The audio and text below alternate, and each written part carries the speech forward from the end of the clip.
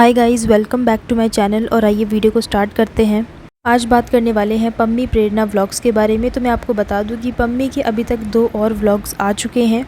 तो जैसा कि आप लोग जानते हैं कि पिछले वाले व्लॉग में पम्मी ने प्रेरणा और उसकी मम्मी को पूरी तरीके से एक्सपोज कर दिया था, जहाँ पे पम्मी ने ये बताया था कि हमारे रिश्ते में जितने भी लड़ाई झगड़े हुए हैं, जितने भी डिफरेंसेस आए हैं, वो सारे के सारे प्रेरणा की मम्मी की वजह से आए हैं। ये भी बताया था कि 1% गलती प्रेरणा की है और 99% गलती जो है वो प्रेरणा की मम्मी की है, क्योंकि वो हमारे रिश्ते में, हमारी शादी में बहुत ही ज़्यादा इंटरफेयर करती हैं। इसी व्लॉग के लास्ट में पम्मी ने ये भी बताया कि जब भी वो नोना से बात करने की कोशिश करता है तो उससे बात नहीं करवाई जाती है। 2-3 दिन तो पम्मी की बात करवाई गई नोना से, लेकिन उसके बाद जो है वो बात नहीं करवा रहे थे। फिर पम्मी ने किसी का नाम लिया कि इसने मेरी बात करवाई थी। अब किसका नाम लिया वो मुझे याद में नहीं आ रहा। तो पम्मी ने बोला कि मेरी नोना से 1-2 दिन इसने भी बात करवाई, लेकिन उसके बाद इन्होंने, यानी कि प्रेरणा और उसकी फ़ैमिली ने, उसके फ़ोन से भी मेरा नंबर जो है वो ब्लॉक करवा दिया। फिर अगले दिन पम्मी का एक और व्लॉग आया, जहाँ पे पम्मी ने ये बताया कि मैं अपनी बेटी नोना से मिलना चाहता हूँ, लेकिन प्रेरणा मुझे मेरी बेटी से मिलने नहीं दे रही है। और फिर पम्मी ने प्रेरणा को धमकी दी कि मुझे इतना ज़्यादा मजबूर मत करो कि मैं कोई स्ट्रिक्ट एक्शन ले लूँ, इसीलिए मुझे मेरी बेटी से मिलने दो। एंड इसी व्लॉग के दौरान पम्मी ने दिखाया कि वो अपनी बेटी नोना से मिलने गया और कुछ देर मिलने के बाद वो अपने घर वापस आ गया। आज पम्मी का रक्षाबंधन का व्लॉग आया, जहाँ पे पम्मी ने रक्षाबंधन सेलिब्रेट करते हुए दिखाया, जहाँ पे पम्मी की बहन पम्मी को राखी बांध रही थी। ये छोटा सा व्लॉग दिखाया। उसके बाद पम्मी ने ये भी बोला कि सुबह मैं 4 बजे सोया था और 8 बजे उठ गया, और इसी दौरान मुझे मेरी बेटी नोना का सपना आया।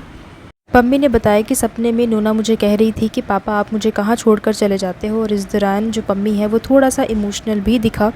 एंड बहुत बार ऐसा बोला जाता है कि जो मदर्स होती हैं वो इमोशनल होती हैं, लेकिन जो फादर्स होते हैं वो इमोशनल नहीं होते। लेकिन मैं आपको बता दूं कि ऐसा बिल्कुल भी नहीं है। जितने ही मदर्स इमोशनल हैं उतने ही फादर्स भी इमोशनल होते हैं। लेकिन जो मदर्स होती हैं वो दिखा देती हैं अपना इमोशन, लेकिन जो फादर्स होते हैं वो जल्दी अपना इमोशंस नहीं दिखाते हैं। और वहीं दूसरी ओर मैं आपको बता दूं कि प्रेरणा के भी व्लॉग्स आ रहे हैं, जहाँ पे प्रेरणा का शिफ्टिंग का व्लॉग आया है। उसके बाद प्रेरणा ने रक्षाबंधन का व्लॉग भी अपलोड किया है। आई थिंक पम्मी और प्रेरणा को दोबारा से साथ में आ जाना चाहिए और दोबारा से अपनी लाइफ को पहले की तरह कंटिन्यू करना चाहिए, और जो भी आसपास की बातें हैं उन्हें इग्नोर करना चाहिए। एंड स्पेशली जो प्रेरणा की मम्मी है उनको इन दोनों की शादी में, इन दोनों के रिश्ते में दखल अंदाज़ी देना बंद करना होगा, क्योंकि अदरवाइज़ ऐसे रिश्ते नहीं चलने वाले। क्योंकि प्रेरणा और पम्मी साथ में बहुत अच्छे लगते हैं, एंड स्पेशली इनकी एक बेटी भी है, तो एटलीस्ट अपनी बेटी के लिए दोनों को साथ में आ जाना चाहिए। जहाँ तक मैं दोनों के व्लॉग्स के थ्रू देख पा रही हूँ, तो मुझे ऐसा लग रहा है कि जो पम्मी है वो दोबारा से पैचअप करना चाहता है, लेकिन प्रेरणा के साइड से मुझे एफ़र्ट्स थोड़े से कम लग रहे हैं। मे बी एफ़र्ट्स होंगे, बट मुझे एफ़र्ट्स यहाँ पर थोड़े से कम लग रहे हैं। मे भी जो प्रेरणा की मम्मी है वो प्रेरणा को कुछ कह रही हूँ, उसके कान भर रही हूँ, वो बात अलग है। लेकिन जहाँ तक मैं देख पा रही हूँ, पम्मी की तरफ से मुझे एफ़र्ट्स ज़्यादा लग रहे हैं, लेकिन जो प्रेरणा है उसकी तरफ से एफ़र्ट्स मुझे कम लग रहे हैं। जैसा कि पम्मी ने अपने पिछले से पिछले व्लॉग में बताया था कि क्या कुछ हुआ और सारी चीज़ें जो है वो कैसे ख़राब हुई, किसकी वजह से ख़राब हुई, ये सारी चीज़ें पम्मी ने अच्छे से एक्सप्लेन की थी। पिछले से पिछले व्लॉग में पम्मी ने क्लियर कट जो है वो प्रेरणा की मम्मी को ज़िम्मेदार ठहराया था इनकी शादी टूटने का। ये भी बोला था कि वो छोटी से छोटी बात जो है वो प्रेरणा से पूछती हैं, हर एक बात की खबर रखना चाहती हैं, अपनी पावर अभी भी मेंटेन करना चाहती हैं। लेकिन पम्मी ने प्रेरणा के जो पापा हैं उनकी बहुत ज़्यादा तारीफ़ की थी, उनकी प्रेज़ की थी कि वो बहुत ज़्यादा अच्छे हैं और वो हमेशा समझाने की ही कोशिश करते हैं।